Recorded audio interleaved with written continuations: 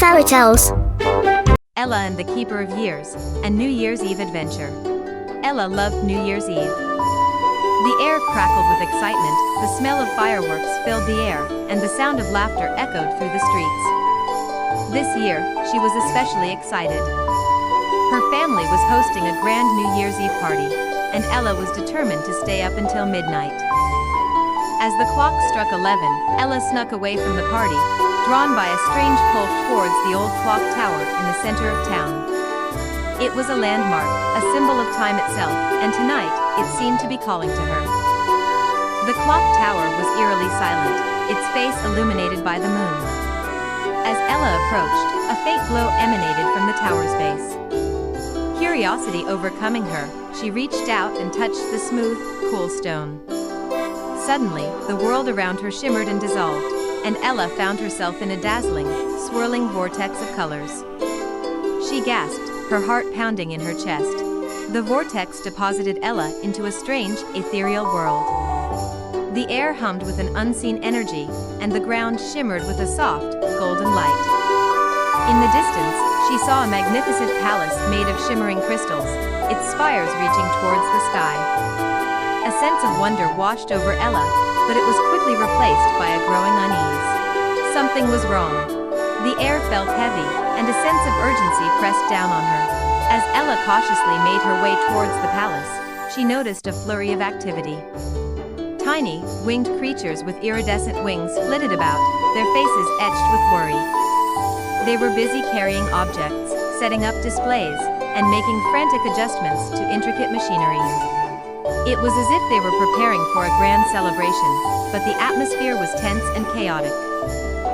One of the creatures, a little larger than the others, with a bright blue wing and a stern expression, noticed Ella. He flew towards her, his eyes wide with alarm. "You shouldn't be here. This is the Keeper's domain," he explained, his voice a high-pitched chirp. "The Keeper is missing." Ella was taken aback. The Keeper? Who was the Keeper? And what did he have to do with the new year?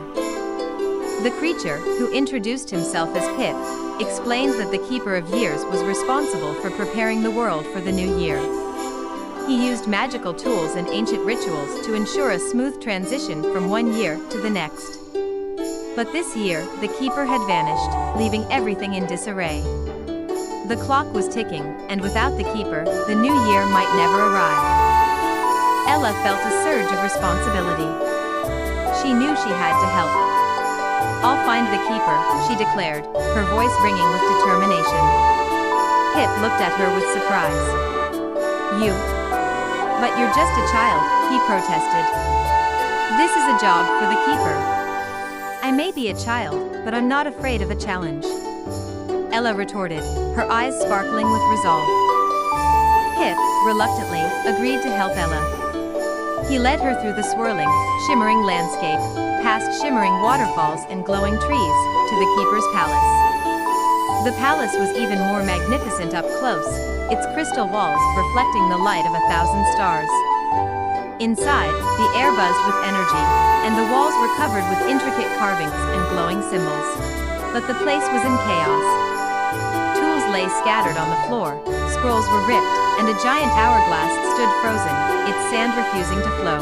Ella and Pip carefully examined the tools and scrolls, trying to understand the Keeper's work. They discovered that the Keeper used a special kind of magic, powered by the energy of time itself, to create the perfect balance for the new year. He used tools like the hourglass to measure time, the scrolls to record the events of the year, and the carvings on the walls to channel the energy of the past, present, and future. But something had gone wrong. The hourglass had stopped, and the energy flow had been disrupted. The new year was in danger of being lost forever. Ella noticed a small, ornate box hidden beneath a pile of scrolls. She carefully lifted it, and as she opened it, a soft, golden light emanated from inside. Inside the box, she found a tiny, shimmering hourglass. It was identical to the giant hourglass in the room, but it was much smaller, and it was filled with a golden liquid that shimmered like liquid sunshine. "What's this?" she asked Pip, her voice filled with wonder. Pip's eyes widened. "That's the Keeper's personal hourglass. It holds the essence of time itself, he exclaimed. If we can get it to work, we can restore the balance. Ella knew what she had to do. She carefully lifted the tiny hourglass and placed it on the giant hourglass. As she did, the golden liquid in the tiny hourglass began to flow, and a surge of energy filled the room. The giant hourglass began to tremble, and then, with a loud crack, the sand began to flow once again. The palace filled with a blinding light, and then, as quickly as it had begun, the light faded. The air grew calm, and the chaos subsided. Ella and Pip looked around in amazement. The palace was no longer in disarray. The tools were back in their places, the scrolls were neatly arranged, and the carvings on the walls glowed with renewed energy. The energy flow had been restored. The new year was saved. Just then, a figure emerged from the shadows.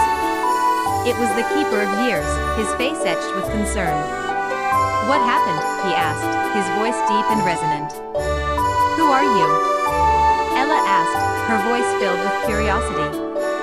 The Keeper smiled, his eyes twinkling with amusement.